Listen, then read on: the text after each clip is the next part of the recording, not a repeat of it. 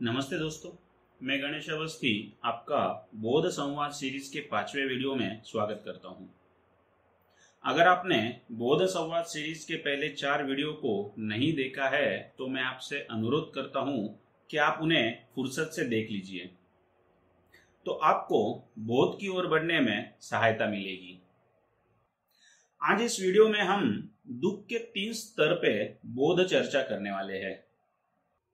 जैसे video series का नाम ही बौद्ध संवाद है, तो साफ है यह बात सिर्फ बौद्ध की होगी, न कोई चमत्कार, मंत्र, यंत्र, तंत्र या और कोई साधना की। बौद्ध ही आपको ऊंचे स्तर की चेतना की ओर बढ़ा सकता है। बौद्ध के बिना सारी साधनाएं व्यर्थ है और बौद्ध सिर्फ सरलता और ईमानदारी की मांग करता है। कोई जटिलता और बेईमानी बौद्ध को स्वीकार नहीं। हमारे दुख को हम 3 स्तर से समझने की कोशिश करेंगे। हम मनुष्य ज्यादातर चेतना के 3 स्तरों पे जीते हैं। पहला स्तर होता है शारीरिक स्तर, जिसे हम भौतिक स्तर कहेंगे। दूसरा स्तर होता है मन का स्तर, जिसे भावना जगत कहेंगे। तीसरा स्तर होता है बौद्धिक स्तर, जिसे तर्क या विश्लेषण जगत कहेंगे। और यह तीनों स्तरों पे ही हम हमारी ज्यादातर जिंदगी गुजार देते हैं, जो दुखों का मूल कारण होता है। और यह तीनों स्तर हमारे साथ कम ज्यादा मात्रा में एक साथ चलते रहते हैं। ज्यादा दुख हमें शरीर और मन के तल पे होता है।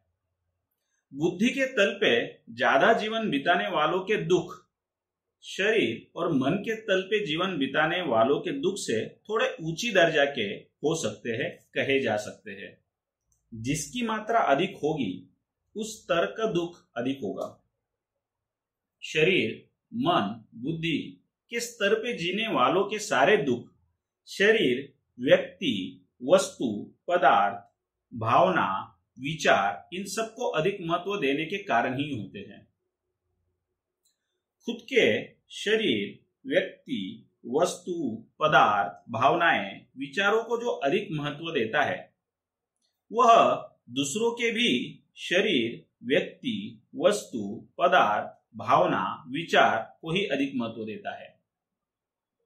फिर हमारे लिए शरीर की सुंदरता, वस्तु, पदार्थ, भावना, विचारों को महत्व देने की सोच अपने आप विकसित हो ही जाती है, जिसके कारण प्राप्त शरीर, व्यक्ति, वस्तु, पदार्थ, विचार को लेकर आसक्ति, प्रियता, ममता, लोभ, मोह, चिंता, भय, संशय और अप्राप्त शरीर, व्यक्ति, वस्तु, पदार्थ, विचार को लेकर कामना, क्रोध, संताप, द्वेष, मत्सर जैसे विकार जन्म लेकर हमारे दुखों के मुख्य कारण बन जाते हैं, जो हमें जीवन में झटकों के बैठे बिना समझ नहीं आते और बहुत बार तो सही विश्लेषण के अभाव में झटके बैठने के बाद भी समझ नहीं आते।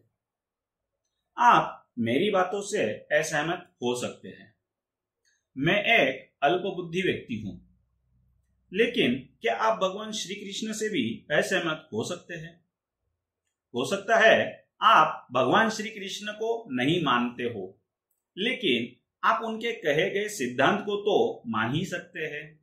उनके कहे गए सिद्धांत को स्वीकार तो कर ही सकते हैं। जब अर्जुन महाभारत के युद्ध में अपने सारे सगे संबंधियों को युद्ध भूमि में अपने समक्ष युद्ध के लिए खड़ा पाते हैं, तो वह अपना मानसिक संतुलन खो देते हैं।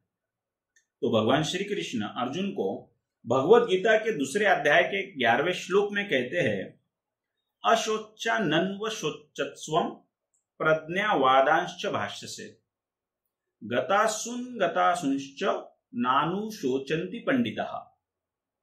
जिसका अर्थ है, अर्जुन, जिनके लिए शोक करना उचित नहीं है उनके लिए तुम शोक करते हो और ज्ञानियों जैसे वचन कहते हो, परंतु ज्ञानी पुरुष मृत और जीवित दोनों के लिए शोक नहीं करते।